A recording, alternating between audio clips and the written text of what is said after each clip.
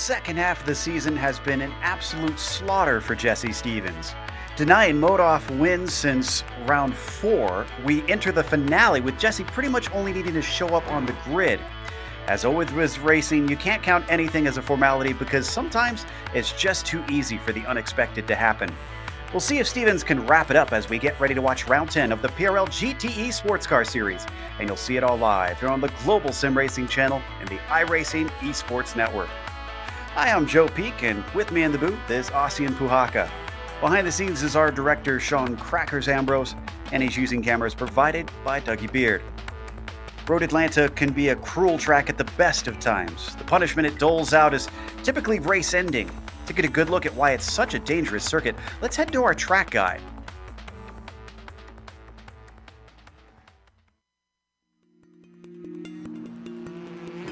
Welcome to Road Atlanta, the scene of incredible sports car racing for decades and the home to the Petit Le Mans. This is a track that has proven itself to be worthy of attention on a world stage. With it being situated only an hour northeast of Atlanta, Georgia, the circuit is in a prime location. But despite its flagship race, in contrast to the real Le Mans, the full course is a measly 2.5 miles long. The club layouts also clock in at just under 2 miles. Packed within this small lap length is a series of technical and challenging corners, some of which can be race-ending even when small mistakes are made. Turn 1 is a fast sweeper which compresses the car into the track, but the high speeds mean that when you go off, you typically go off in a big way. Turn 3 is notorious for its curved entry into a blind apex. Too far inside and you face a cut course penalty. Too far outside and you're likely to spin out.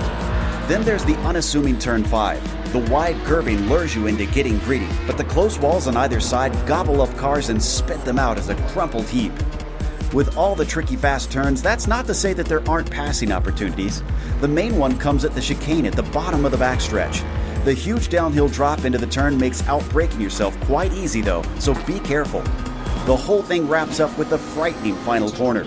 With nothing but a giant wall right to the outside as cars fly through at high speed, it's not often that wrecks are small. Boasting a wide swath of series over its history, everything from NASCAR to Indy Lights and of course IMSA, the main use of the track is SCCA events and driving schools. No wonder this place is popular both in real life and here on the iRacing service.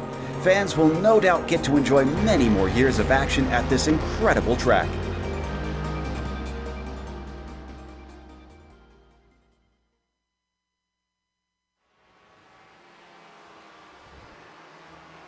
That beautiful sunset shot during our track guide. We get to mimic it here in real life as we're going to go into the dark for tonight's race. But Ossian, why don't you shed some light, if you will, on the details of this circuit?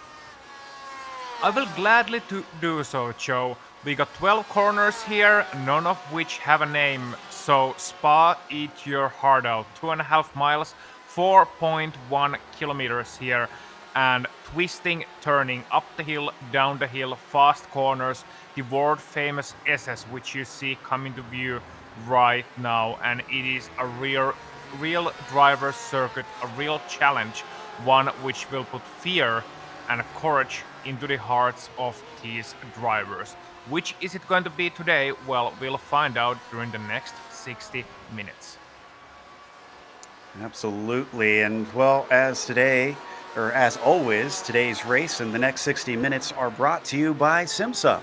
Simulation Motorsports Affinity provides many consulting services, from completely customizing simulators to managing teams, individual drivers, and complete events.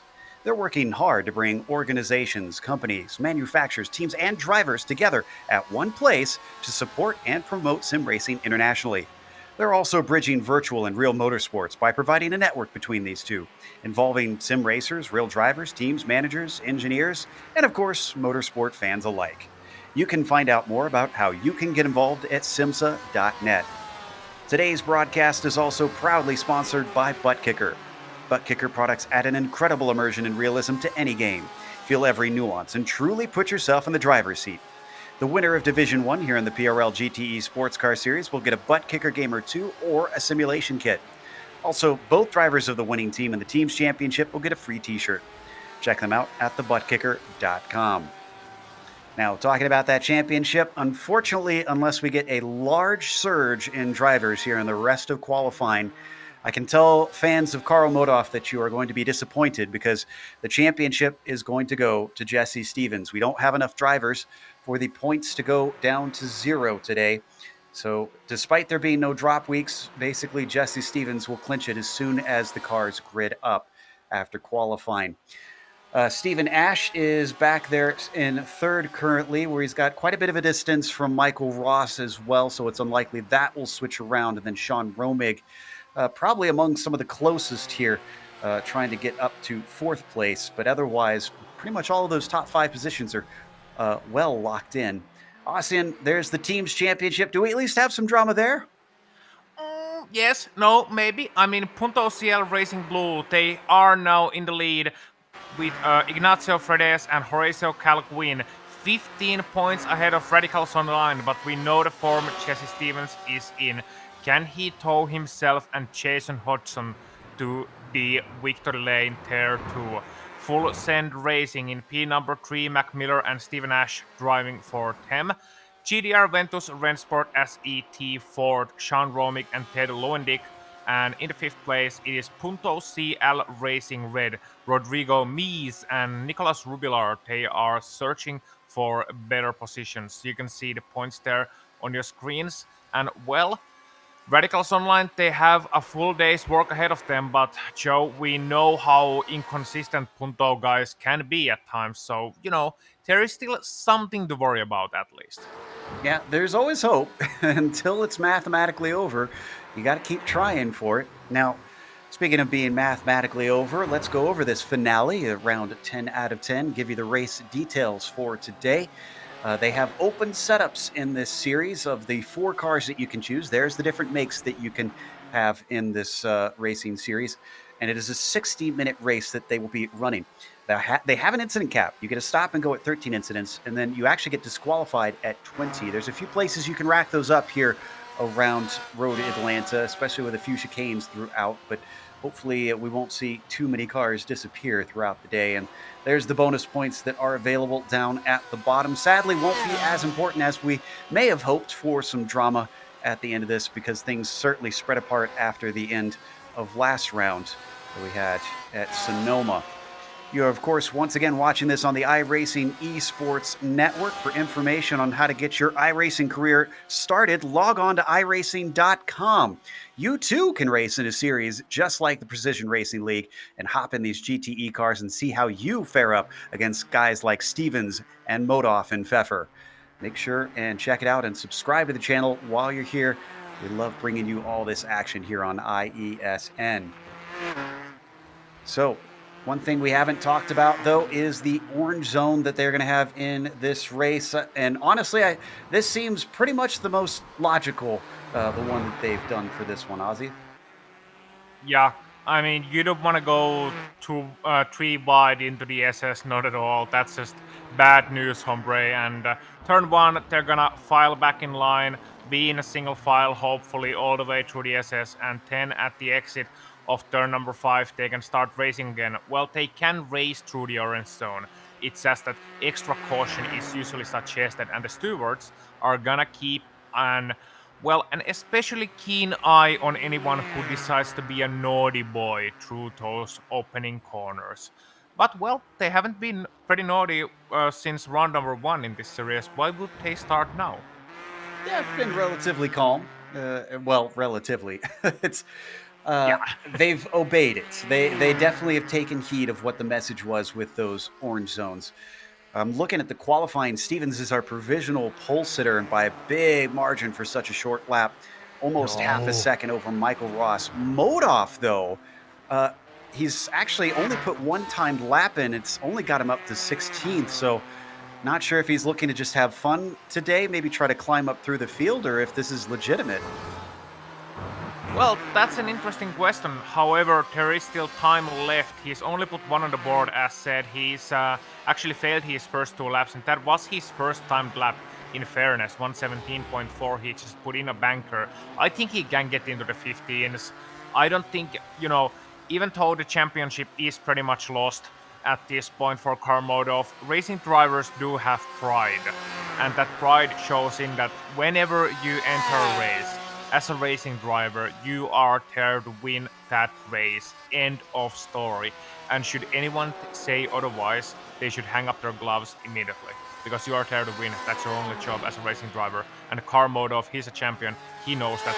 Another zero on the board, however, so he doesn't put in the time this time. Let's see the next lap. He is behind Michelin Ross, and we'll get by him now. So this is gonna be interesting.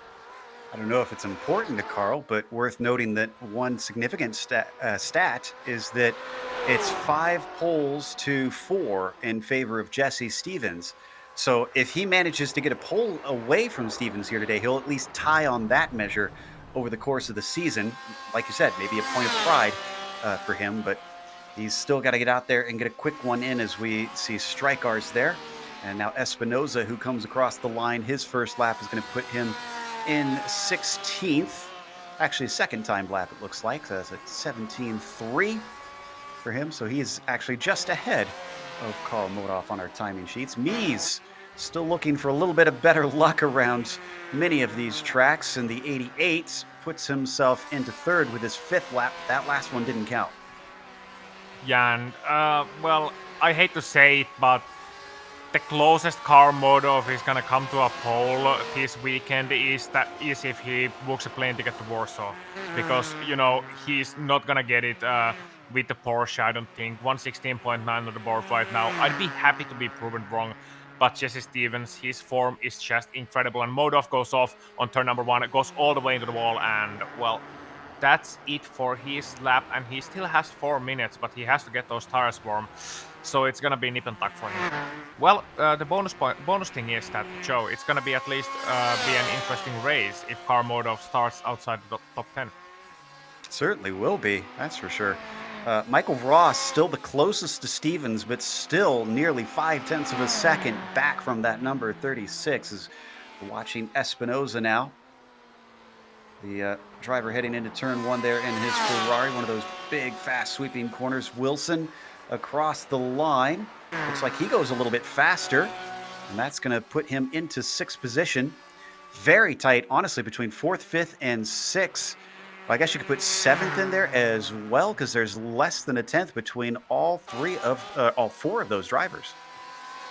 Yeah, it's very close. Like Michelin Ross, Rodrigo Mies, Christian Eisler, Christopher Pfeffer, and Brandon Wilson, as well as Stephen Ash. It's a very, very close between those guys, and especially close between the 4th and 7th places. So that's going to be a wild race. Oh, goodness. Stevens finds a little bit more time, about half a 10th. So he's lengthened the marker that everybody else has got to try and beat. Watching Duhamel now, down in 17th. Modov has moved himself up to 14th since we were last looking. Looks like Duhamel is going to be heading in. I think Carl, is he on his outlap here? Or is this a timed one? His last was 1:16.9. That was before his It's wreck. an outlap. It has to be an outlap because he wrecked on that last lap. Yeah, I think you're right. So another point I got about this season, it's been a tale of 2 seasons in front in terms of Jesse Stevens and Car Modov. But it's also been a tale of 2 seasons in terms of car choices. We talked about Michael M. Ross being pretty much the only Ford near the top and early parts of the season. Remember, Sebring and Lime Rock, we were talking about Michael M. Ross and his lonely Ford challenging the top guys. Well, now we only have one Ferrari in the race, Andres Espinosa. And, that's an incredible change, and just goes to show you what a single balance of performance BOP adjustment can do to a series. Ooh, Stevens went even faster, and so did Fredes, I believe. Yeah, Ignacio Fredes moves himself up into 6th. So Stevens now with a 1:15.1 is 6/10 away from Michael Ross, but Ross is still in pit lane, so he cannot start a lap. 2nd will be the best he can do. Rodrigo Mies, who is tight behind him, is still out there. Oh! Big one for Stevens. He's upside down at the exit of turn number 5. Sorry to bring that to your attention so quickly, but I was just watching him. He was hurling it. I think he wanted to do a 14, but he ran into Kenny Rodriguez at the exit of turn number 5. So, and just spearheaded the outside wall and went, I think, 3 or 4 times over the top. So that's something to happen to Stevens. Yeah. Well, I'm not too shocked because turn 5 is known for being pretty treacherous. Modoff went faster, but he stays in 14th, amazingly. This is going to be his last attempt as we're under 20 seconds now. See, Luis Pime Jr. going to be able to start his next lap in that number 17 car.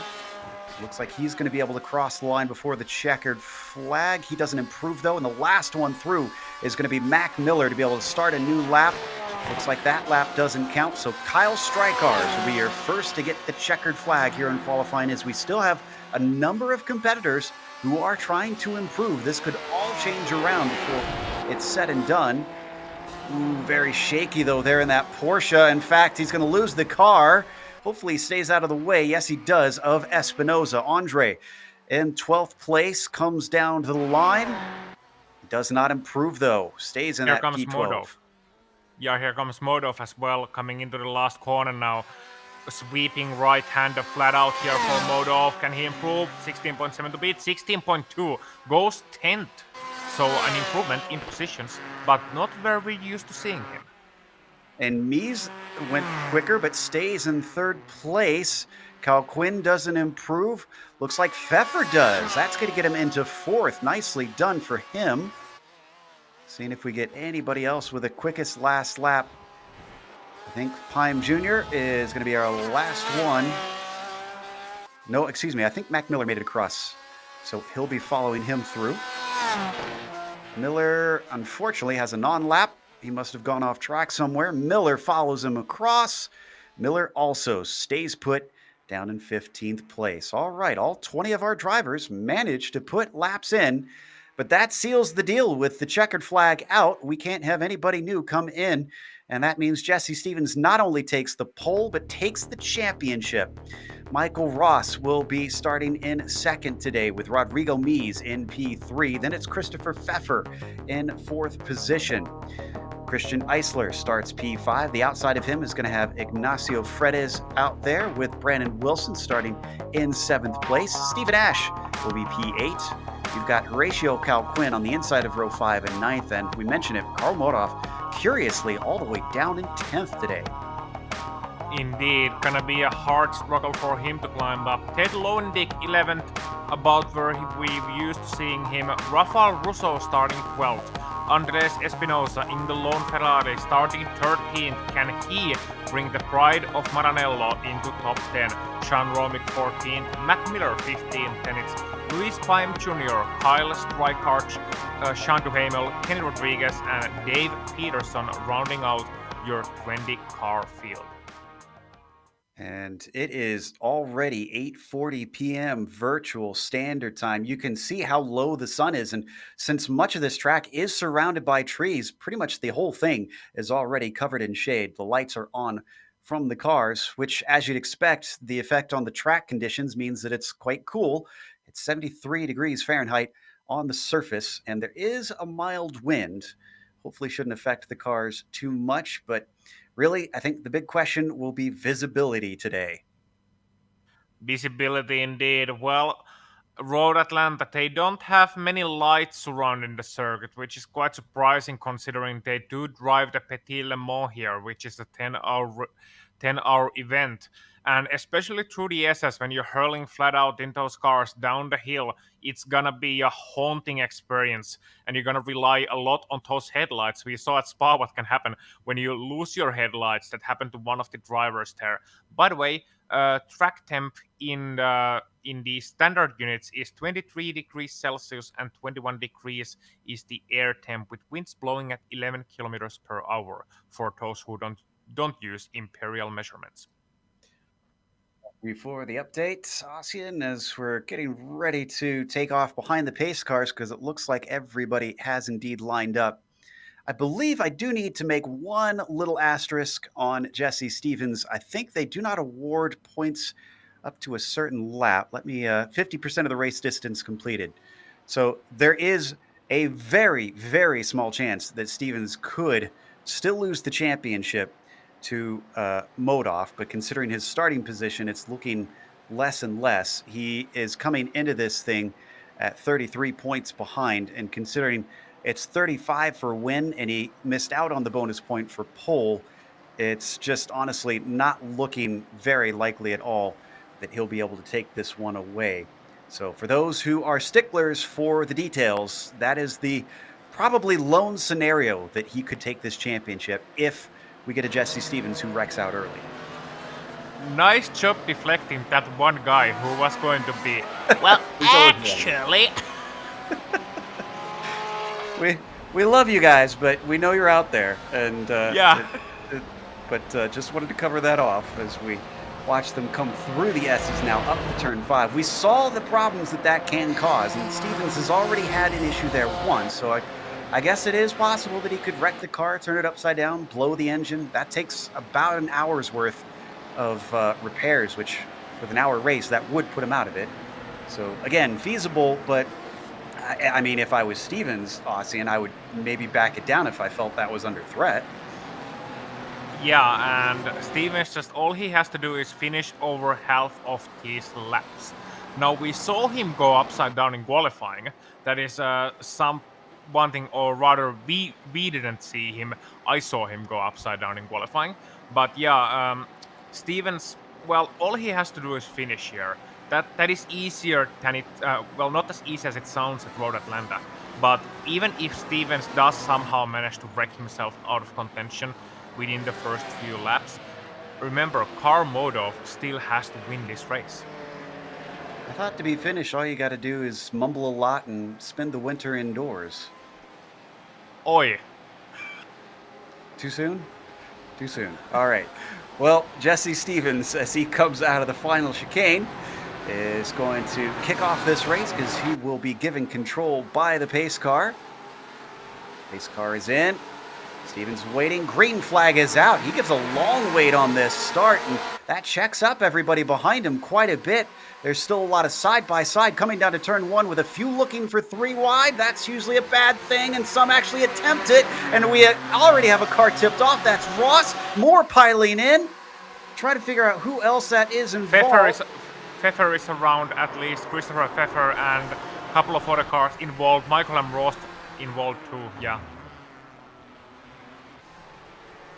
Wow, bad start for a number of drivers. Did Modov get through that? Modov did. Wow, Modov is up to 4th now. No. So that was a bit of a boon for him. Yeah, it is. So we got 3 Fords already out of the top contention in lap number 1. And those guys, just to give you a quick update, Ignacio Fredes and Michael Ross and Luis Pamp Jr. is around as well in his Porsche, and Pfeffer is in the pit lane. So that's already a number of guys from near the top out of contention in lap number 1. They come down to the chicane. Jesse Stevens still holding a decent gap, about half a second over Rodrigo Mies, so he's not under threat right now, but he hasn't scampered away. They see a gap because of that wreck that happened in turn 1. Brandon Wilson back there in 3rd, almost 2 seconds back, with Modov following him closely. Yeah, this is the break Modov needed, and Rodrigo Mies too. I'll be interested to see what can happen here. Remember, they had an epic battle in the season opener at Sebring, Jesse Stevens and Rodrigo Mies. Since then, it has been a tale of 2 different seasons for them. Rodrigo Mies battling bad luck. Jesse Stevens has been driving from victory to victory. But Mies, I think, here in the season finale, well, he looks racy. So I do wonder if he can give Jesse Stevens a bit of a challenge. And the battle for P number 3 as well, Brandon Wilson, Karl Modov, that's going to be an interesting one. With Rafael Russo up to 5th place. So, bad news for Ignacio Fredes fans. He tried to come into the pits after the damage he got on lap 1 and made it worse because he wrecked on his way into the pits. He has since entered his stall as we continue to watch this fight back here for the top spots. Eisler actually looking like he might be able to get something from Russo. Russo doesn't defend. Christian takes it down deep into the chicane, and that's going to give him 5th place. Yeah, Christian Eisler, he was involved in that lap 1 collision, but didn't seem too bad off from it, and he's now sitting in the 5th place after what was an easy overtake. And next up, we have Stephen Ash and Horacio Calguin looking for that 6th position from Rafael Russo. So the Brazilian driver is certainly under some great pressure here. Watch from Cal Quinn's perspective at the back of this quartet. Different makes a car in here as well among them. They swing it through the S's and up to turn 5. Hopefully everybody clean through this time, but bad exit for Russo as Ash tries to find his way around. Slight defensive move, comes back to the racing line, still a little shallow. Only a half-hearted cover there. Yeah, and Stephen Ash looking for the back straight, which is the reasonable thing to do. Now some commentators call those lesmos, I call them corners, as they head to the back straight. Stephen Ash just trying to draw behind Rafael Russo, and he's got also Cal Quinn right behind him. I wonder if Ash is gonna try it on the inside here. Still only mildly covers it off. Wow, late move from Ash, sends the car in, and he makes it stick. That's going to give Stephen Ash 6th place. In fact, another position may be going away from Russo, almost begging doors with Cal Quinn. And I think the Ford might be able to get it. No, he's coming back at him. Russo carries the speed well, coming out of that final fast corner. Down into turn 1, he still is on the outside. This is going to be a tough one to defend from because it'll be the outside of 3 as well. And finally, Cal Quinn gives it up. That was great defense from Rafael Russo. Didn't give up. Hung it around the outside in the last corner. Cal Quinn was respectable too, gave him room, and as a result of that, Russo was able to come back on the outside, brave it around the outside in turn number 1, and well, took the position into the SS. So Cal Quinn, he's gonna lose a bit of time behind Rafael Russo, and you can see what that has done to him. Just a couple of corners side by side, 1 lap behind a slower driver or half a lap, and Stephen Ash, he's already up and away from these 2 drivers. Let's take a look at a replay now that we finally have a brief moment on what happened with lap 1. No Pfeffer was involved in it. In fact, we're looking at that 66 car. He was in the middle of the 3 wide situation. To his inside, that was Eisler, and it was Ross to his outside who got tipped way out into the tire barrier. I think it was Stephen Ash who had a hard T-bone into the side of Pfeffer here. Yeah, you can see them. Roscoe's there, and then, oh yeah, that was a hard impact, and then another impact as well. And you can see Pfeffer just spinning around in the middle of the field. Nothing he can do there other than take a reset, take a tow back into the pit lane. And as we return to the action, Rafa Russo still fending off Cal Quinn and Sean roaming as well, who's joining the battle. Now, another point I would like to make, Joe, about that lap 1 incident as we watch these guys battle. That was all in the orange zone, so stewards are going to be looking extra hard at them. Yeah, I have a feeling, because I do believe they carry penalties over to the following season. There might be a few unhappy drivers come lap 1 is off the turn 7 run to the backstretch. Horatio Cal Quinn all over the back of Russo. He's going to get the slipstream. We've seen this Ford do very well in a straight line before.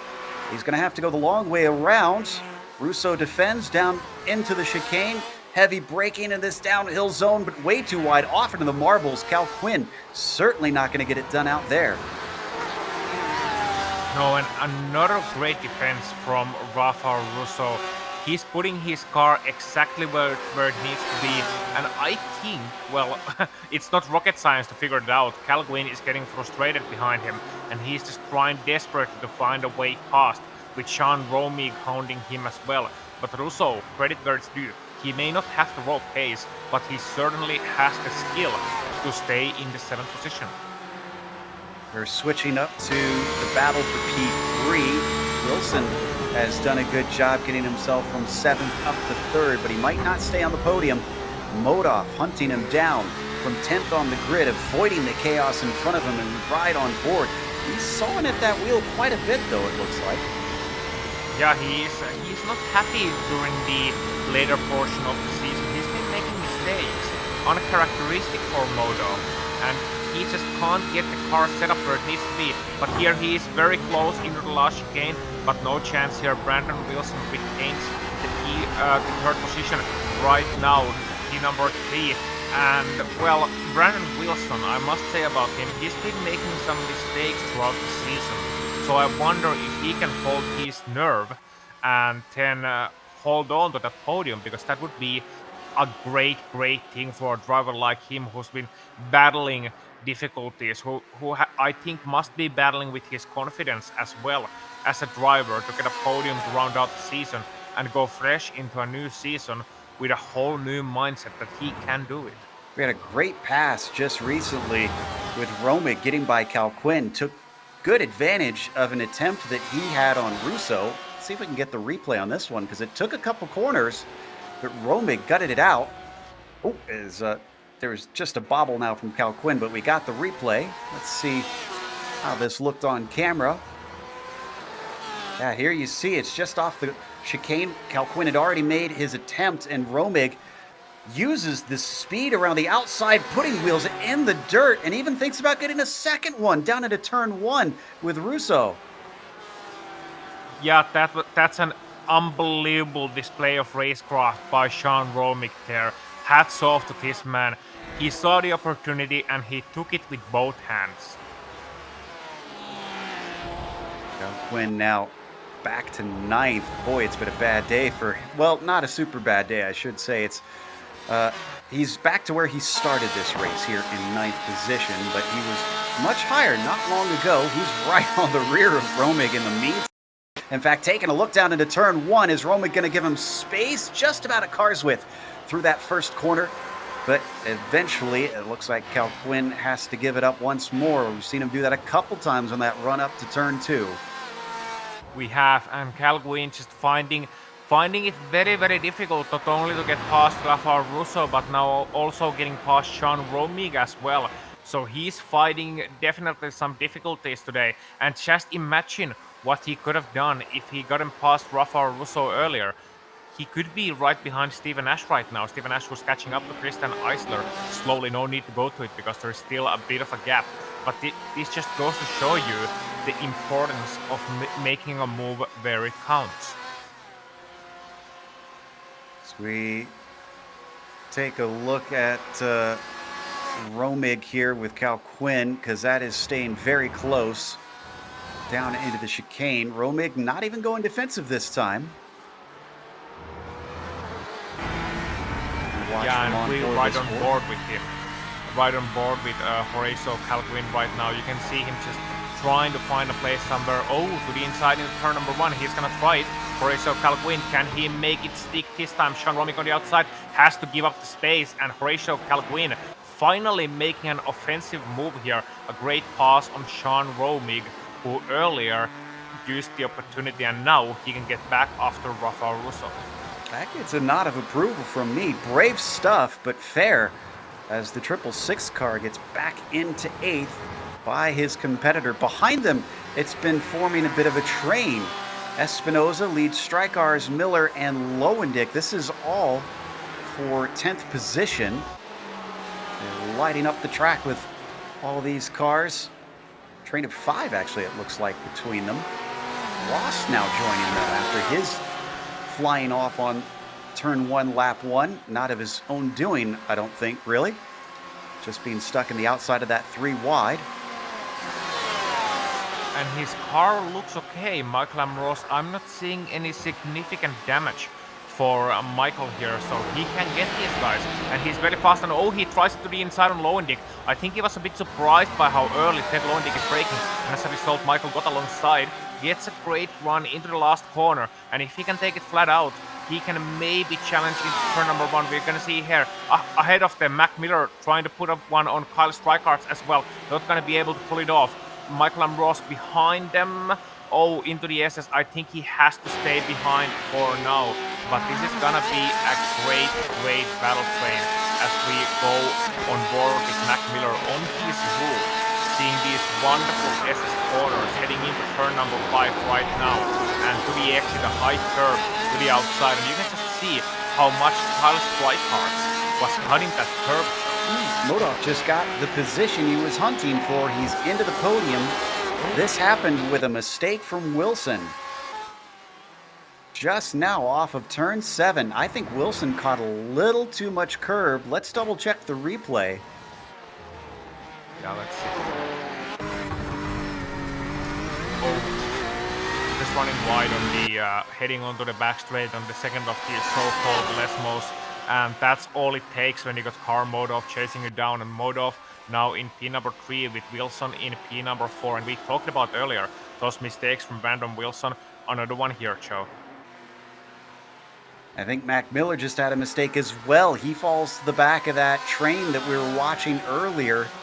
This is worth a replay as well. He was trying to attack on Kyle Strykars, and it all went south for him. Let's take a look at the 97's incident. That's him to the inside, heading into the chicane, and initially it looks good here. I'm trying to figure out what exactly happened. Oh, he lost it under acceleration, you know, in the middle of the corner. He got a little bit loose, and then when he was on the throttle trying to turn right, he couldn't turn right because he would have spun around. So just the car is feeling very light at the weight shifting pace, especially the Porsche with all the weight on the rear of the car. They classify it as a rear engine car, but the engine is on top of the rear axle.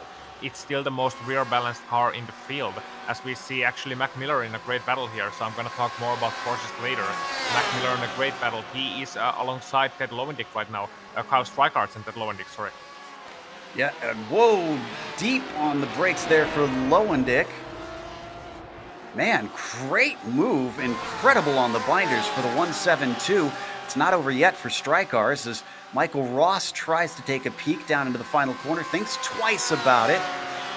Ross, who started on the front row, still mired down in 13th. But incredibly, despite the opening wreck that we saw that looked like it would collect a lot of cars, we've only had 2 retirements so far.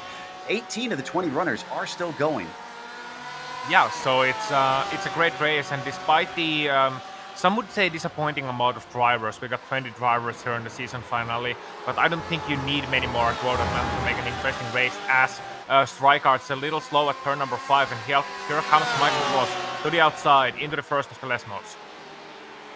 Up into 6, he's offline, and unfortunately that's going to open the door for Mac Miller. Miller takes advantage, and he gets the spot back that he lost just 2 laps ago. Ross has got to do it all over again, but he's got a good slipstream down the backstretch to try and do it. Let's see if he can get it into the chicane. Covering off the inside, Miller's going to make him work for it. And Cal Quinn made a mistake. Cal Quinn made a mistake on the last chicane as well, outside of the pictures. So you can see it here. We were asked to go to 7th position, and so here we see Correzo Calquin trying to get a move on Rafael Russo, but not getting it done, and blinking his headlights to Russo as well, trying to distract him or maybe sending him a little bit of a message as well. So you can see him coming to the outside here. I think he was unhappy about Calquin. Russo maybe braking it too late, but that was just Calquin making a mistake, braking a little bit too late himself and running out of tractor. So Calquin still in 8th, but looking for 7th now that he's got himself a little bit more under control. He was bleeding positions before. Suddenly he's gaining them right back, and look at this once again. Strong off of turn 7. He's not as close as we've seen some drivers be, but he is going to get a whiff of that draft. We're talking about names at this place. This used to be called the dip down here before they put the chicane here. It just was a straight fly through to the final few corners. But this time they have a chance for a pass. Crossover. And it's not going to quite work out for Cal Quinn, though he looks for the over-under a little bit. Yeah, he tries for the crossover inside into the last corner. He gets it nicely done, but Russo squeezing him a little bit there, not giving him much room, and Calquin, as a result of that, has to back out of it. That was a little bit closer now, and I think the battle between these two guys, it's been brewing. Calquin, he has more speed, but he just has not been able to find his way past Rafael Russo so far. Great racing between these guys. I just hope it doesn't take a turn for the worse there. We were watching that battle further back a little while ago between Lowendick, Strykars, Ross. They've actually dropped Mac Miller recently. He is ways behind, about 1.5 seconds behind, and a mistake off of turn 5 for Strykars means that we see a repeat of what we saw just a couple laps ago. Ross around the outside, but this time he's got more momentum. He shuts the door immediately, so Ross up to 12th with that move. Yes, Rijkaard. I saw him a couple of laps ago going a little bit wide on turn number 5, and as a result of that, he just went too far into the curbs, got a little bit loose, had to keep it under control, did a great job of keeping that car in one piece and pointing straight, but he lost enough momentum to allow Michael Ross to get the position on him. And Cal Gwyn once again coming close to Russo as well. He is. He's gotten that back down to 0.3 of a second. If we want to jump back up to P7, and actually Russo is going to defend from him. He's going to go very shallow into turn 1. What does this mean for Cal Quinn? Can he get inside into turn 3? No, not brave enough. No, and you don't really want to go side by side there with these GTE cars. They also got Sean Duhamel ahead of them in 17th place. He is 1 lap down in case anyone is wondering what the car is doing there. And they're going to pass him here. Oh, Cal Quinn gets a great exit off of turn number 5. Is he going to run out of room? He's going to point to the guys. Oh, no, not like this. Not like this, guys. They ran into the lap car, and I'm afraid Cal Quinn, he made a move too early. He was trying to force himself between Russo and the lap car, and you're going to see the replay here. That was a little bit over ambitious, I would say. Yeah, it looks like Russo was trying to box him in. Cal Quinn wasn't having any of it, and it all came out with the 3 of them in the wall. Duhamel, the innocent victim really in all of this, he's minding his own business and just trying to let them through. Yeah, I mean, he did nothing wrong there. He gave them all the room. He can't disappear from there. But Lafar Russo was showing his racemanship once again, his racecraft. You are absolutely allowed to box someone in. There is not a single rule in the rulebook that says you are not allowed to box another driver in. He was showing great vision, great racecraft, great gamesmanship. And unfortunately for him, Horacio Cal Gwyn was just, too eager for that position and caused an accident. This promotes a few drivers up. Romig is now in that 7th spot that they were fighting for, but Espinoza thinks that he can maybe take that away. These 2 drivers started in 14th and 13th respectively, so they've gained quite a lot from all the drama that's been happening further up the field. We talked about how this track tends to bite, and it seems to have bitten a lot of them here in the terrors of the night. Yeah, but the good thing about this is that we got a Ferrari in the top 10. About time, I guess. Yeah, silver lining. Gotta take it where you can. Just 2 Fords and 2 Porsches, 3 Porsches actually. They're in the top 5 right now. Followed them down into the chicane. We're on board with Espinoza. Still giving chase up and over the crest, back down to the front stretch where the cars pick up speed. They're already 140 miles an hour through that quick final turn where there's nothing but a concrete wall to their outside. Yeah, there's not much protection for the drivers at all. Sean Romig holding on to that 7th position for now, but Espinoza, he wants it. And it would be a great result for him. For Andres Espinoza, I don't remember seeing him this far up front earlier. Might be my memory fading from the early parts of the season though. But Espinoza making a great case for himself here, taking that turn 5 all nice and tidy, and 10 onto the Lesmos and 10 onto the back straight as well, trying to get into the draft. And Espinoza, he's got 2 things working for him. 1, he is being patient behind another driver, and 2, he's got a clean car that hasn't got a single bit of damage, at least from what I can see. Surprised that Espinoza not able to get much closer here, but he's certainly keeping Romig honest. Oh yeah, scratch that Espinoza. Yeah, sorry, Espinoza's got a little bit of damage on the right rear. Now that I look again, just a hint of damage to the car, so maybe a bit of contact in the rear end, but other than that, the car looks okay. Just had to correct myself there before anyone else does. They're still stuck in a stalemate as they come back through turn 1. We're not even halfway through this race. Those drivers involved in those recent incidents, none of them have DNF'd yet. Looks like Duhamel's still taking repairs. It's been a long time, so I'm not sure if he intends to get back out on track. For some reason, Dave Peterson has been in for about 5 minutes. I'm not sure if he hasn't had an incident that we missed. And then Louise Pime Jr. also sitting in there for about 3.5 minutes for reasons unknown to us. Yeah, Pime Jr., I'm just gonna go ahead and find out what happened to him. Meanwhile, I don't think we need to go to it, but just, to give an update to the viewers because everyone's got fans here.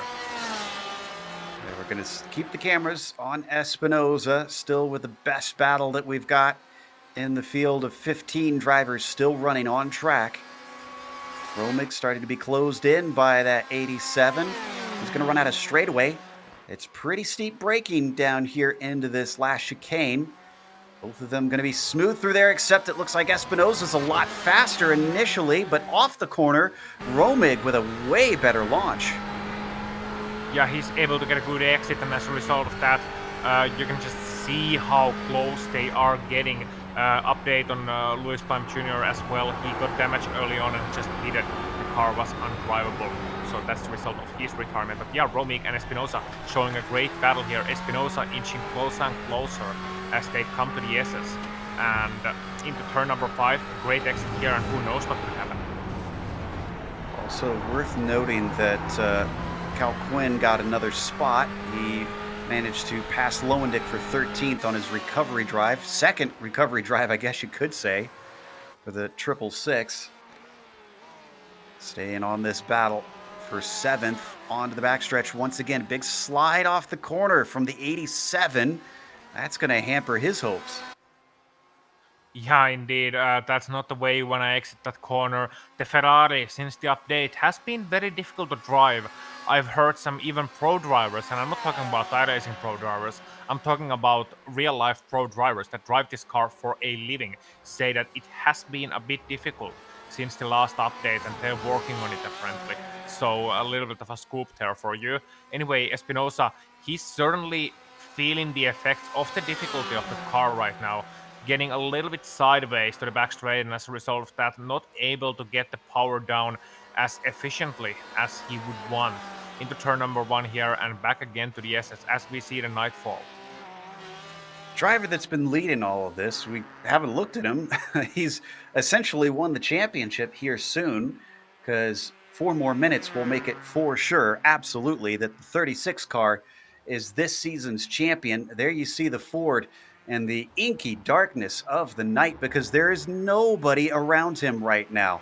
Basically just running on his own here at Road Atlanta. He's got 8 seconds over Rodrigo Mies. Despite Rodrigo being quick in some of the races, today does not appear to be one of them.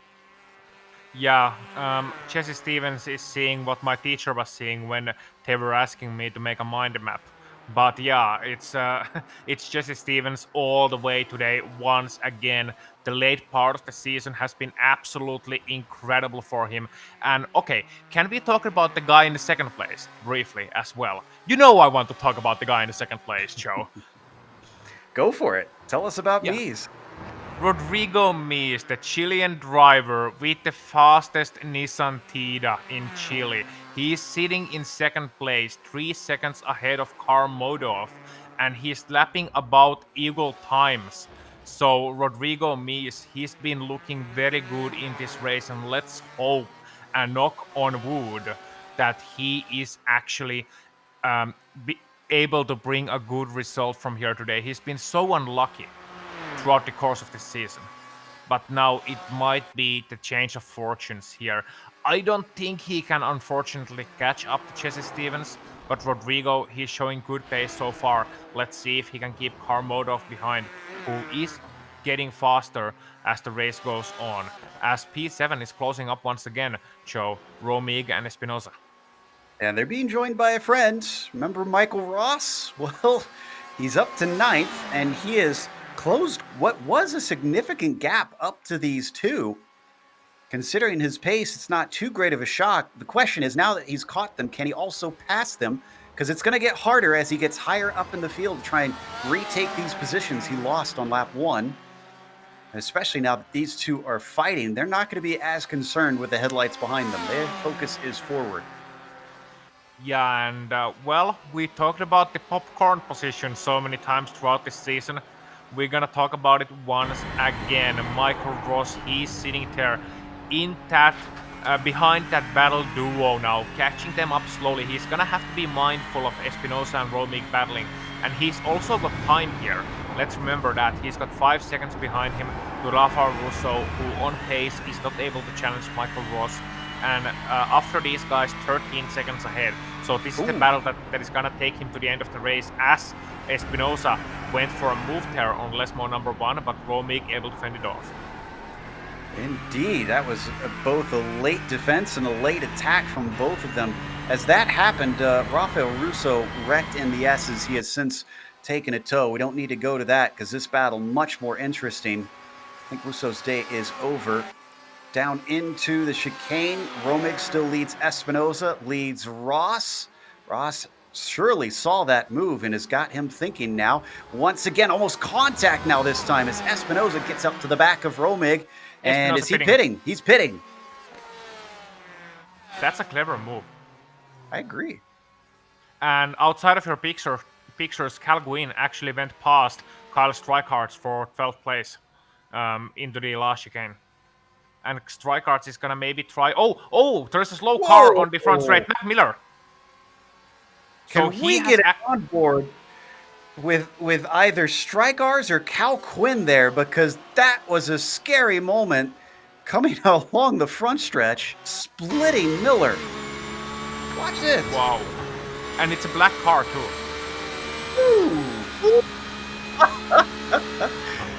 Great heads up from both drivers in that situation. There's very little warning through there. You can just see the yellow flags into the corner. You have no idea. And let's see this. Kyle Streichhardt just going for a move, seeing nothing, and then suddenly a slow car, and they split him, and neither touched the car. That was great driving from both of the drivers in that situation. Wow. You see a lot of wreck avoidance from the top 10 on the oval side here on iRacing, but I think the road side deserves some credit for that one, because that was beautiful. And Romig and Ross were side by side in the last corner. Ross was trying for a move, but not quite able to pull through. So a lot of things going down right now as we are halfway through the race. So Michael and Ross now trying to put one on Sean Romig as well, but he's certainly getting more and more racy here. And the more he races with Sean Romig, the more it's gonna play into the hands of Andres Espinosa, who actually just beat it 1 lap ago.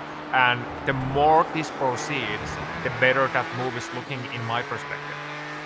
Also, as of 30 seconds ago, your champion for this season is Jesse T. Stevens. He is now guaranteed points, so he cannot be overtaken by Karl Modoff mathematically. Onto the back stretch we go once again, as Ross has got a very good run on that Porsche. He's going to go off to the right side. That's not a defensive move here. So is he allowing Ross through? Ross starts to stall out a little bit, lacking a little straight line speed. He's going to have to brake deep. And he does. He manages to get side by side into the chicane, letting him through and giving way. Romig hands over P7 to Michael Ross. Yeah, I think he realized the situation also, that his battle really is with Espinosa right now, not necessarily with Ross. He can get back to him later. He can stay behind him, maybe draft a little bit, but he had no answer there right now, so he's allowing Ross to lead for a bit. But you can see here how fast Romig actually is when he gets to sit behind another car. I'm not sure if Ross is just having difficulty adapting to the full darkness here, or if he's just being a bit careful when he no longer has anyone to follow through those first corners, because that is a very real thing. When you pass someone in this darkness, you can't see almost anything, and suddenly you're like, second guessing yourself, even though you have like hundreds of practice laps here. You're second guessing yourself as to whether or not the track is still there. But from my experience, the track really doesn't change throughout the course of the race in terms of the layout, at least. Yeah, that's a good point. Humans are visual creatures, and when things go dark on us, it's scary. We don't like that. So hence why we have such bright headlights on these cars. Ross is definitely doing a good job of just holding Romig back, even though he's clinged on to the back of him a little bit. Let's go back to Lowendick, who's challenging Strykars. Both of them going a little bit defensive, but it looks like Lowendick is going to be slightly deeper on the binders. Still coming off the corner, we've seen that's the critical move for a lot of drivers, and I think Strykars is going to have the better one as Lowendick is going to make the same strategic call here. Yeah, he is. That's a great move from Lowendick, realizing he can't get past. So, okay, let's cut the losses, go to the pit lane, and fight this battle later on. Now, Strikehearts has Mac Miller to deal with here. Next, Mac Miller about the second back. So, an update on our DNFs today. We mentioned Peterson, Fredes, Pfeffer. Duhamel is officially out of the race. He's gone. Pime Jr. is actually still taking repairs 14 minutes in, so he could theoretically get back out there. Russo's been in for about 5 minutes. Not sure if he plans to return that car to the track. He's actually missing his headlights because of his wreck. Again, Rafael Russo, I think, was the guy who was missing his headlights in Spa too, the other night race. So, and Rafael Russo was actually on the race chat just now saying car was terrible after incident, his race is over. So I don't think he'll be returning. I think he's gonna pull a Kimi here and eat some ice cream. Yeah, I don't blame him there. And this warm Atlanta night, we once again take a look at our leader. It's up to 10 seconds over Rodrigo Mies. So Stevens continues to pull away, and he's now into the latter half of the race. Modoff, by the way, his rival in the championship, still holding on to third. He took a third last round when we were at Sonoma. Really just an underwhelming finish to the season for that 9.48 if he's finishing in 2/3. But I will say this, Ossian, if you have to say that 2/3 is underwhelming for a driver, that says something about their ability. Yeah, it does. It really does. And, well, the higher you get in the ladder, the more you are gonna demand from yourself. That's one of those things. From being when you start off, you just want to do as well as you can. You're chasing your first win, your first lap times. Then you get higher up the ladder. You get to the top split in the official races for the first time, or you start racing in a league like PRL, for example. And you're just gonna see those guys you've been watching on a broadcast many times. You're gonna race against those guys. You're just hyped up to be on the same track with them, and then slowly, gradually, you proceed upwards through the rankings, higher, getting faster, more skilled, more experienced, until you are racing neck on neck with those guys, and your demands are gonna rise. And who would blame you? I mean, who would eat gravel after you've been tasting chocolate? I can't say I've ever tried to eat gravel, but... Oh, I have. You haven't mountain biked in your youth, clearly. Meanwhile, Stevens is coming into pit, and it looks like he's got someone in front of him. Yeah, that's Kenny Rodriguez. Ah, yes. Also, Ash has been in and out. He's our highest pitter right now. Stevens will easily take that over unless he has an unusual pit stop. Mies in the pits as well. This might be the end of the road for the fuel cell. Modoff is in too. Wilson. So I think our leaders have found exactly how far they can go. Looking behind them, Christian Eisler also coming in. Yes, this is it. As the window has closed, Stevens still waiting for that fuel to finish on that car, and it's a decent stop, 16, 17 seconds. In fact, he's going to come out ahead of Kenny Rodriguez. That's awful nice of Kenny to let the lapping car go through in the pit stops. Yeah, Mies is out of the pit lane as well, as is Modov, but Modov was a little bit faster in the pits, and he's 1.5 seconds, I think. He's right behind Rodrigo Mies after the pit stop, so Mies taking a little bit longer there. Now, Modov is still a distance away, but that's a far shorter distance than it was before, so it's going to be an interesting fight for the second place between Rodrigo Mies and Karl Modov, and they're gonna now have to get the temps back into the tires, get them heated up once again. We're gonna hop on board here with multi-time champion, and I can tell you that everybody has pitted as Miller was the last one, and he's actually just finishing his up. Pime has also called it a day. The 17 car is no longer on the track. He's in the garage. So I think Russo, as you mentioned, will be joining him. That'll get us down to 14 drivers left of our 20 starters. They're dropping like flies now. They are indeed. And it's a night race at Road Atlanta. I don't know what you were expecting, but I can tell you that it's It's very hard indeed, and now Espinosa, a little bit of an update for him. Remember how he was fighting technically with Sean Romig for that position? Well, Romig, after the pit stop cycle, is like 5 seconds behind Espinosa now, and Espinosa is right behind Michael Ross. Wow, Romig lost out, so he was clearly holding them up. Espinosa at least is holding on to the back of Michael in that 67 Ford. He's got about half a second between them, maybe just trying to ride their coattails to the end, even if he isn't fast enough to try and challenge him, because Ross will probably be trying to chase down Christian Eisler. Now, that is going to be a tall order because it's a whole 13 and a half seconds from Ross to Eisler. So unless he is significantly faster than the Iceman, not sure he'll be able to get this one. Not at all. And Eisler was the last guy to pit actually here, so he's been saving a little bit of fuel as well and able to benefit from the fact that he did have a shorter pit stop as a result of coming in so late because they had to fuel a little bit less to that car. Stephen Ash now, well, Eisler is 8 seconds behind Stephen Ash, 13 seconds ahead of Ross, so he's all by his lonesome, sitting in the 6th place. But yeah, there are a couple of interesting battles on track that are either developing or are ongoing. P number 11, Mac Miller, Kyle Streichhardt. That's a good one. I think we should give those guys a look as well. Miller and Streichhardt. They are, and Ted Lowendick is in that one as well. They are about to get into jaws of Jesse Stevens in a couple of laps' time. But until 10, and even after that, I think this might be the best battle on track, while we, of course, keep one eye on Mies and Modov for that second place.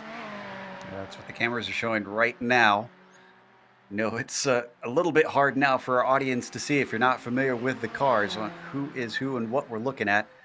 So this is Modov, the second car in line, and that is Mies that is leading the two of them. Let's head over to that battle between Miller, Strykars, and Lowendick right now, because that's actually fairly close. I'm talking about these three all in a line. And they're going to swing it through turn one. Last cars on the lead lap, fighting for 11th place, all snaking one behind the other through the darkness. A lot of curb there from Strykars, though. Among these three, that's Miller at the front of them. Strykars is the second in line in the green Porsche that you can see. In the back is Lowendick, who is racing another Porsche. Yeah, and you can see the difference between the lines of Streichhardt and Lowendick there on turn number 5. Streichhardt taking it very aggressively. He's already been beaten once throughout the course of this race by that corner.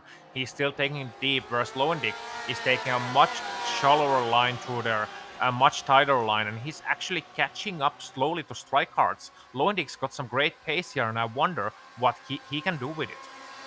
And a good exit out of 7. Strykars is slowly coming across the racing line. Now he's half covering off the inside. Not very much, though, and Lowendick sees an open door. He's going to step through it. Is he successful, though, or is he going to trip over himself? He's passed. Can we get an over-under from Strykars? Not quite.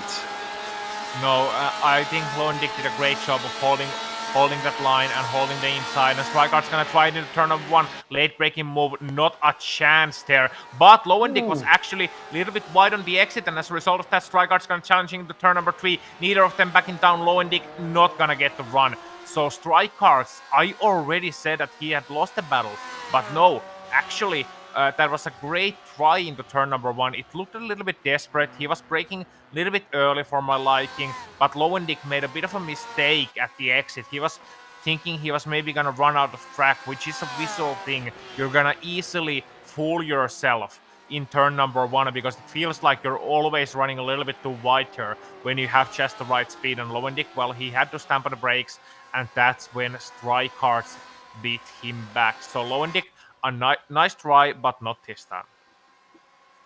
Just noticed that Modov fell off the back of Mies, and I'm trying to see if I can find a mistake because he was about a second slower than normal that last lap. I'm not finding anything significant. Very weird situation. Meanwhile, with that battle that we were watching with Romig, with Strykars and Lowendick, I almost thought they made side-to-side contact up into turn 3. It was getting a little fierce in the dark. We're Yeah. watching Romig in the meantime being chased by Cal Quinn. Yeah, Calvin once again in a battle after those misfortunes earlier on and the mishap he had with Rafa Russo and that lapped car of Sean Duhamel.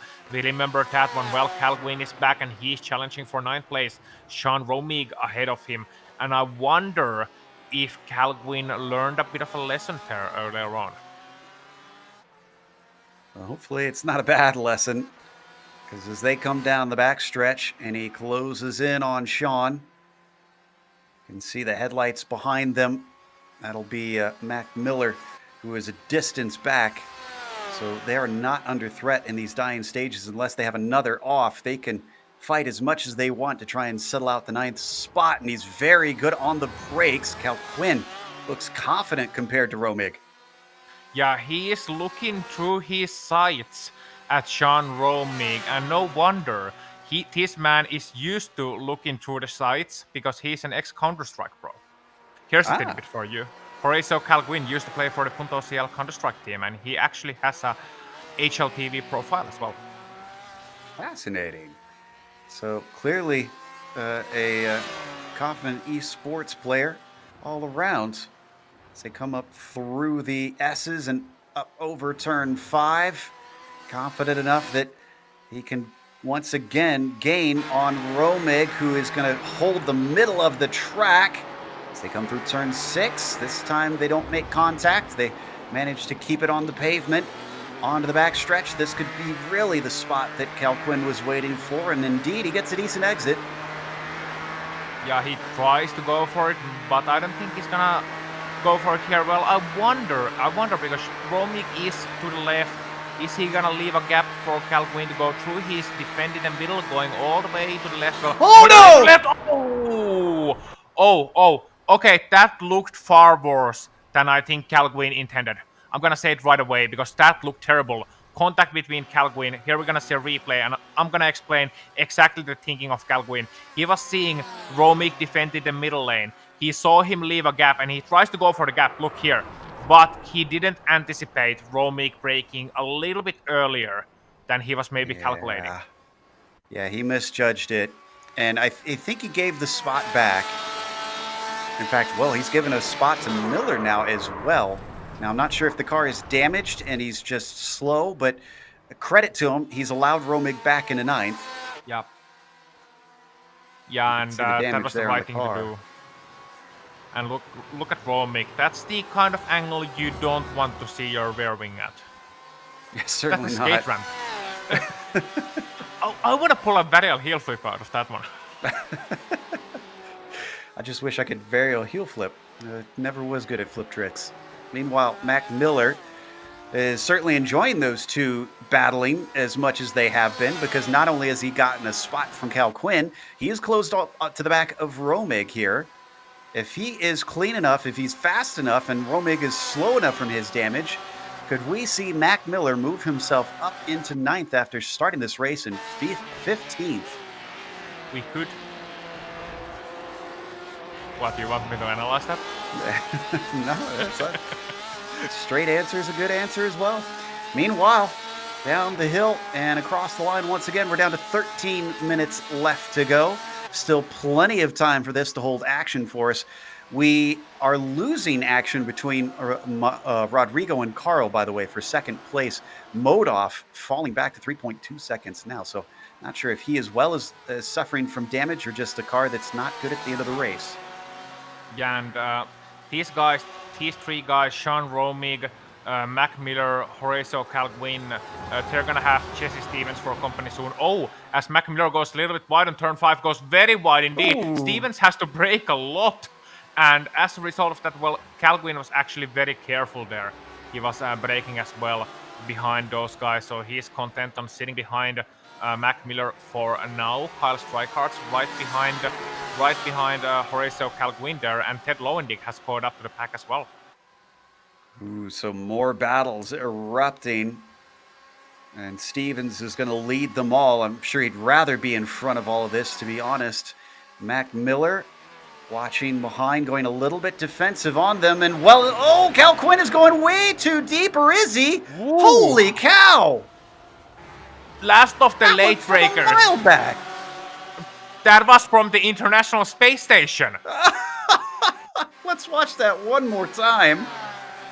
I don't know if Miller was just that early or what happened there. Yeah. Oh, he locked up the tires. He wasn't expecting that. Cal Quinn was just as shocked as we were. I never seen a slideshow being done on a tarmac surface. So that was an incredible late break, half accident, I think, a happy little accident from Cal Quinn. But yeah, going back to what happened earlier between Cal Quinn and I think Sean Romig it was, that earlier incident, just a brief talking point. As I said, it's very easy to make that mistake when you want to switch the lanes at the last moment to the inside. You want to make a move from the outside to inside, sell a dummy. It's very easy, especially in the darkness, to lose track of your braking point, and that's gonna make an incident look far worse than the intent was, as Ted Lowendick and Carl Streichhardt are side by side. Yeah, Lowendick's going to be covering off the inside as Streichars tries to take him down into the chicane. If we could get the cameras to P12, and Streichars looking for the over-under now, coming off the corner. They're going to go side by side through the final turn. Sorry, I thought the headlights went out. That was the connection issue for Ted Lowendick and sent him into darkness for a second. I'm sure that was equally scary for Kyle. Yeah, I thought he shut off his car for a second. I or did something, too. Ran out of fuel. yeah. But Lowendick is actually gonna now take the 12th place, Streichhardt's 13th, and now he's gonna set off to chase Mac Miller. And look at the gap Cal Quinn has made since he got past Mac Miller. He's now a couple of car lengths behind Sean Romig, so the old battle partners, they may dance once more. I just hope Cal Quinn doesn't have a 6-shooter. My brain it's actually an 8-shooter in Counter-Strike, All right. My brain had to do a little quick reminder as that happened that you can't turn off the headlights here on iRacing. So unless he did shut off the ignition, which he did not, that was just a connection issue. Regardless, man, some bizarre things happening. And we've got Espinoza in the lane. Why is Andre Espinoza down pit lane here? Did he have an incident, or is this a fuel calculation error? I'm checking. I'm not seeing any contact with the wall or anything. Could be incident count. Oh, that's a good point. Could be that might be the culprit. Yeah, unless he made a serious error with the fuel calculation because he came in so early on. That could be it too. Meanwhile, Sean Romig has been caught up by Horacio Cal Quinn, and I wonder if Cal Quinn is gonna ride behind him. I just wonder if Cal Quinn's gonna just ride home behind him because, of the earlier incident, he's seeing Romig's car being very damaged, and I wonder if Cal Quinn is even gonna make a move here or not. He's being very careful behind the place. Yeah, Romig was making sure to defend very early, as they also have Mac Miller back there once again. Ring the bell. It's time for round 3. Romig versus Cal Quinn, and the final 8 minutes of this race. I'm sure Cal Quinn probably feels a little sheepish, but Romig doesn't know if it was on purpose or not. And here comes Miller closing in. You're right, he's just going to hold back, and he's actually going to let Miller through, and Miller's going to go for a 2-for-1, which doesn't quite work out. That was close. That was a close shave if I've ever seen one. Mac Miller almost punting Sean Romig around, but able to make it work. Cal Quinn, great discipline staying behind this battle. And, you can see just Cal Quinn holding back. Mac Miller now fighting with Sean Romig. I think this is going to be a short fight, sadly. Here makes Romig mistake. Romig makes mistake, goes a little bit wide. End of turn number 3. Gonna have to let Mac Miller through, and you can see Cal Quinn here. He's waiting like a good boy for Romig to get back on track. So we're seeing what's happening here in Lowendick. I think he might be actually getting 2 free positions here, and he's also gonna climb into top 10 as a result of that. So great sportsmanship from Horacio Cal Quinn there. Yeah, big credit to him. The 666 clearly knowing that feeling to blame for that incident and trying to do what he feels is fair. But like you said, it's going to cost him because they've got Strykars and Lowendick back there. Now, you might count more cars than that behind them. That's because that's Rodrigo Mies in second place giving chase, and he's actually being caught by Karl Modhoff somewhat. So all this traffic is horrible news for Mies, who's going to get one of them, as actually Lowendick took a move on Cal Quinn that doesn't quite work out. Yeah, and let's jump on board with Rodrigo Mies. I have a request because they are side by side ahead of him, Cal Quinn and Lowendick. And here comes Rodrigo Mies. He's actually Cal Quinn's teammate somewhat. He's going to try and move on Lowendick into turn number 1. Is he going to be able to pull through? Yes, he is. Cal Quinn avoiding him as well, so that's good job. Now, here comes Modhoff. He's behind this battle pack as well, heading into the SS. He's going to get past one. That's Strykars. He still has Lowendick and Cal Quinn to deal with here. He manages to get that one. He unfortunately has the other two in front of him through the S's. Oh, and he's very wide. Karl Modhoff, a horrible run through turn 5, will deny him a chance to get by before 6. So what was him trying to keep touch with Mies has suddenly gone wrong for him. Lowendick around. Lowendick went around in the Lesmo 1. You saw it on the pictures. No need for a replay here, but he went around just in front of Karl Modhoff as well. I don't know about you, Ossian, but I always find it scarier when a car wrecks in front of you at nighttime because it's so much harder to gauge what exactly is happening. Nah, I mean, it's scary always when a car wrecks in front of you. At night, I find it easier because you don't necessarily see it, so you can just floor it and then it's over. It's hard to be scared of what you can't see, right? Exactly. Well, unfortunately, that is going to send him back to 12th place. Now, Espinosa did return to the track, by the way. Espinosa's still running in 13th place. And suddenly Brandon Wilson grayed out on my screen. I'm guessing this is connection related because he hasn't come in for a stop and go like we saw for Espinosa. Yeah, and update on Espinosa, he's 13th right now, actually, because he got past Kenny Rodriguez for the position just now, but that's the final position he's gonna get, I think. Well, Lowendick is still in 12th, but Lowendick... Actually, where is that Lowendick? He spun out, oh yeah. Yep. Remember, he got sent backwards. Lowendick's in 14th now. And he actually came to the pit lane after that. So that's the result. I wasn't seeing him. So that means Espinosa is in 12th place. Lowendick, I think, was one that was short on fuel because I see a 2-second stop for him. So I think maybe he miscalculated it. Yeah, that's a large miscalculation if you make a 2-second speed stop. Have to make a 2-second speed stop, yeah. So he did make a miscalculation. Now, some of these drivers, in case you're wondering, are running software to help with the fuel calculation, various commercial software. Some do the calculations in their heads. So, you might make a mistake sometimes, especially if you do it in your head. Watching from on board Cal Quinn, who I don't think has changed his strategy since. Remember, Romig is able to hold ahead of him because Cal Quinn went into him and is trying to give him the position. They're still being chased by Strykars and Espinosa, more so Strykars now since Espinosa is about 14 seconds back.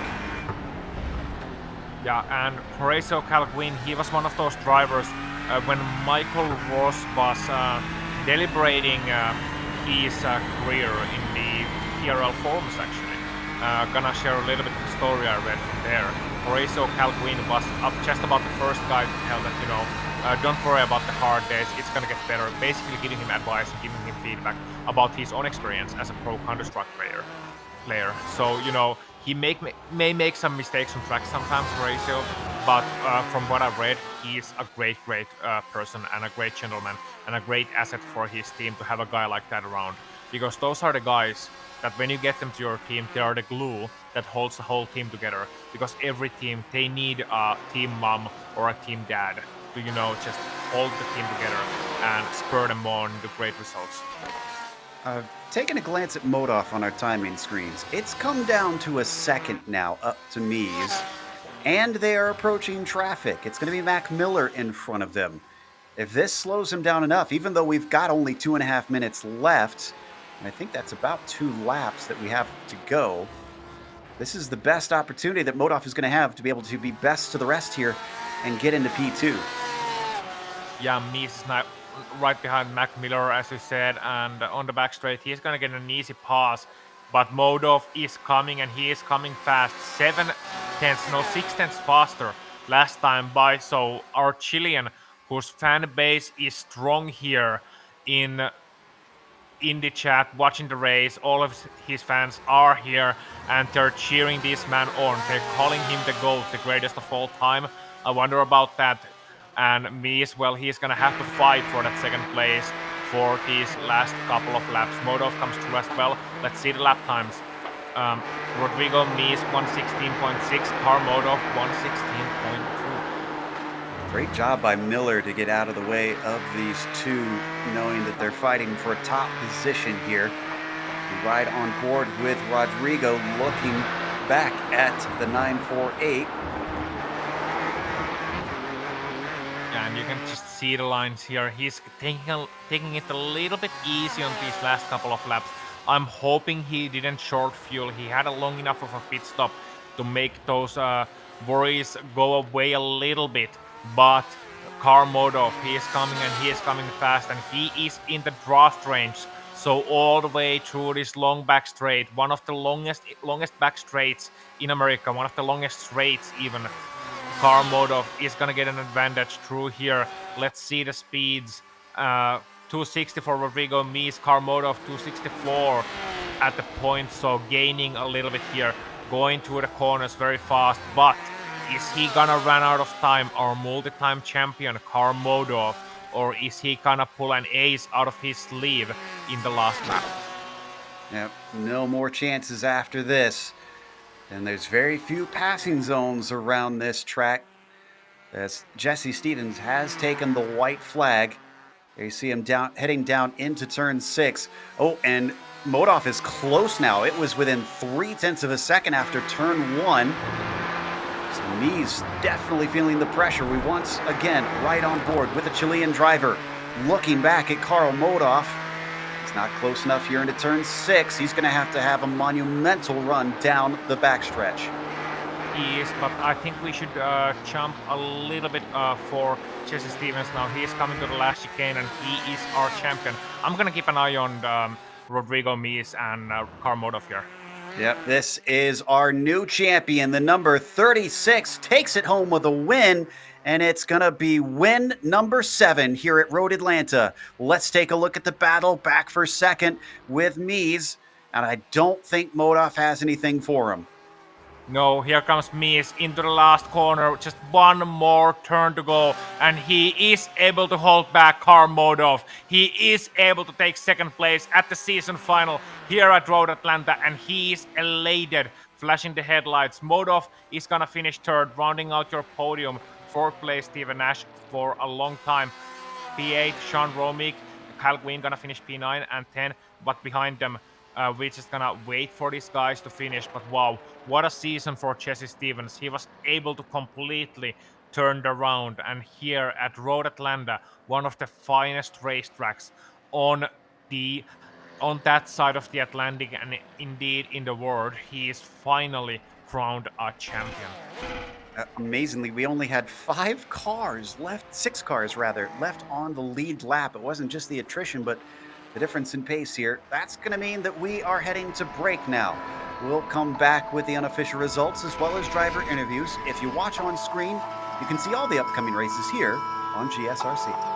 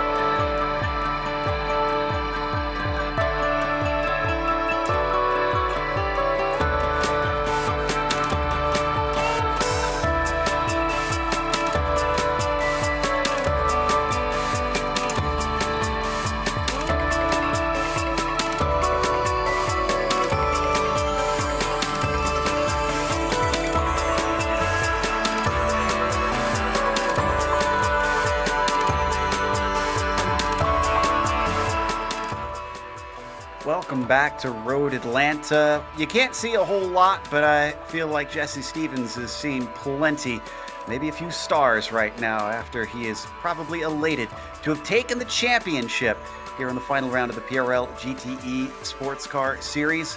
He won today his 7th victory of the season. He came back with a vengeance after it seemed like he was outpaced by Modoff early on in the season. Rodrigo Mies was the one that came home second, very closely chased actually by Carl Modoff, who wound up at least taking another podium in the last round. Stephen Ash was the one that wound up in fourth.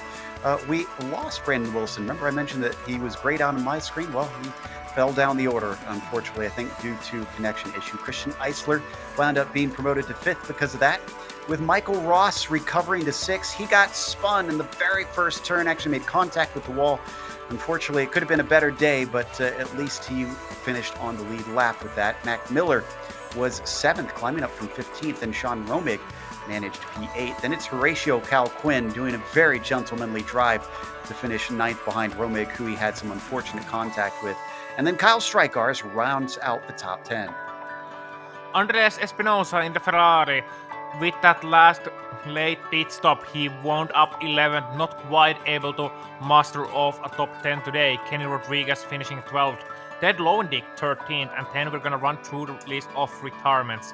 Brandon Wilson, Rafael Russo, Luis Pime Jr., Sean Duhamel, David Peterson, Ignacio Fredes, and Christopher Pfeffer. All of those drivers listed as out of this race, as I believe Joe Peak is gonna have some words with our new champion. I do indeed. And first of all, even though it is unofficial, congratulations, Jesse Stevens, on becoming the latest champion here in the PRL GTE Sports Car Series. How does it feel? It feels really good for to finally wrap up and all the hard work that I put in every single week for a setup. I can only imagine. It seemed like you put a ton into it this season, eventually overtaking Modoff and beating him on pace today. How nerve wracking was it, though, coming into this race, even though it was pretty solid that you had such a huge gap, knowing that you had to at least finish 50% of the race? Did that cause you to back off a little bit to ensure that you at least got the points and got halfway through this thing? Yeah, just a little bit. I kind of started playing the game to see how consistent I could be, but when it started getting really dark and started getting really hard to see the apexes, made it quite challenging. But it kept me focused and not really thinking about anything else. Yeah, I imagine maybe you didn't want to be thinking about that championship too much. I guess the next question is then, are you coming back next season to defend your crown? I'm gonna take a break, actually, from sim racing entirely. Just had a baby girl like 3 weeks ago or so, so I want to take the time, spend time with family, and be back sometime. Taking the Rosberg approach. And, listen, I can't blame you on that. It sounds like raising a family is far more important, especially now that you've had an achievement like this. Again, congratulations, and thank anybody you want to thank before you head out here. Yeah, just want to thank all my buddies over at Radicals. It's just a great environment to be in. Like to thank my buddy Dion with a couple setup knowledge tips to get everything started back at Watkins Glen when I changed cars. But yeah, just a little bit of everybody to help make everything happen. Well, it was an impressive season, 7 wins out of 10 rounds. That was Jesse Stevens, your new champion and your winner today. Up next, I believe we've got Ossian talking to Rodrigo Mies, who apparently has quite a big fan base in the chat tonight. Yes, he has, and they have a reason to cheer as well. Rodrigo, second place. It was not easy, but was that the kind of end to the championship you wanted? Hi guys, thank you. Yes, it was a very exhausting race. Road Atlanta is a very hard circuit. If you lose the focus, you go directly to the wall, and it's a lot of work to get into the base without mistakes. And I want to thank to say thanks to my friends that were watching me today and to my family, like always. Yes, it is important indeed to remember those who help you along the road. You had the multi-time champion Karl Modov behind you on the last laps. Tell me about how it felt to have Karl coming closer and closer and closer with the time running out. How much pressure was there? Yeah, it was very, very hard, you know. Uh, I saw in the relative that he was coming closer, and one part in my head say push, get faster, and the other part say no, no, no, calm down, no mistakes, you know. And it's like a mental fight in the head. I know that feeling. I know that feeling so well, Rodrigo. Well, it was a season of two stories for you. A lot of misfortune, a lot of bad luck, but also great results. Are you gonna come back next season? And if so, are you gonna come back even stronger? Yeah, we're working on that. We are working that I'll get stronger for the next season, and hope that I can get into Steven's pace. You know, he's very fast, very good driver without mistakes. And yeah, we are working with the team. Everyone in the team is working to get better, always better. We give our feedbacks one to another, you know, so we can get better lap times. Well, Rodrigo, we have an international audience out here today. We have a lot of your friends as well in the audience. So, Rodrigo, finalmente algunas palabras en español para sus seguidores. Sí, le quiero dar gracias a los cabros, ahí, a todos los que me apoyaron, a mi familia, eh, y al equipo, porque a pesar de todo, uno cometió errores siempre, pero siempre están ahí para apoyarlo a uno, especialmente en los momentos difíciles, y a mi familia sobre todo, que siempre me está bancando, a mi papá, a mi mamá, a todos. Well, thank you, Rodrigo. Thank you very much. And we'll see you next season. Thank you, guys. And that was Rodrigo Mies. And next we have Joe Peak talking to the man who was in the championship hunt all the way to the last race.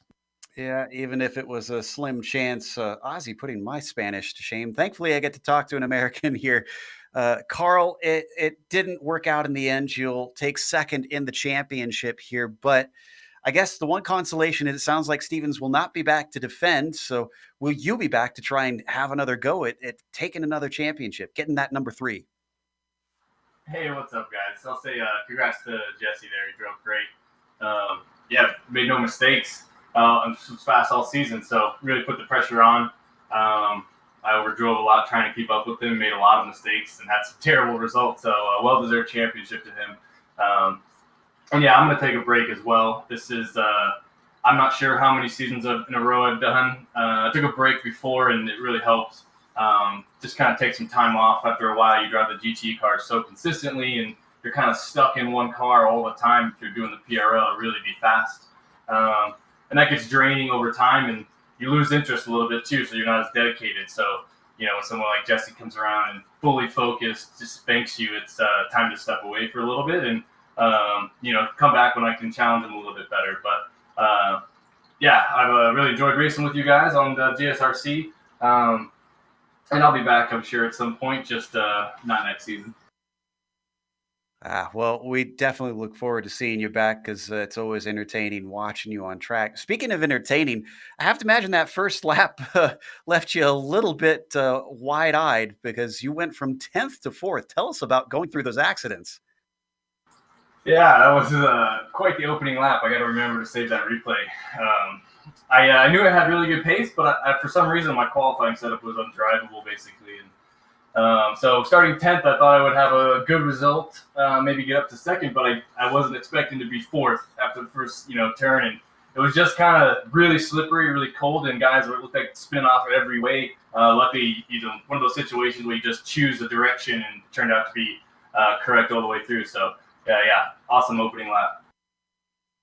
Yeah, about the best you could have asked for. Now, obviously, this with you taking a break, you have probably real world stuff that'll take over your focus for a bit. What sort of things will you be taking up your time with, especially since a lot of us will be kind of stuck inside here for a while?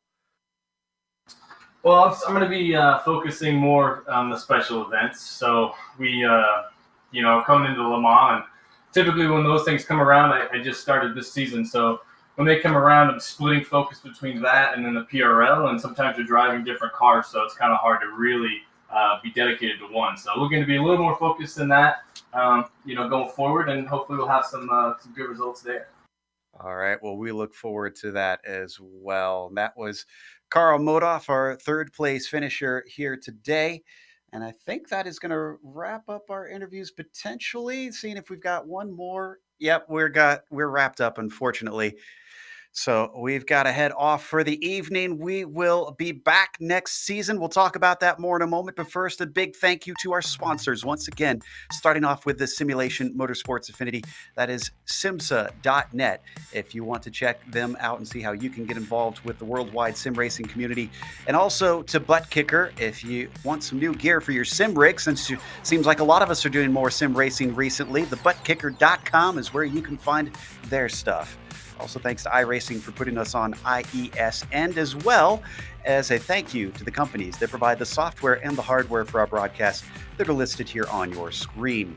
Additional thanks go to June Lalonde, who provides our wonderful music. See the screen for how to get a hold of more of her great work. And thanks to the team today, Aussie and Sean and Dougie. If you'd like to find out more about GSRC, including upcoming races, you can find it at globalsimracingchannel.com, or you can check out our social media on Twitter at GSR Channel, Facebook at Global Sim Racing Channel, and Instagram at GSRC_Graham. If you'd like to support us, check out our merchandise store at gsrc.storenv.com. But if you don't want to type that in, there should be a link in the description below. We will be back for the first round in June when we get a schedule for that one. But we have already signed up for a return here with the Precision Racing League. Very much looking forward to that. We have upcoming races for other series listed on the screen, so check those out and mark them down on your calendar. Until next time, race clean, race hard. See you on the track.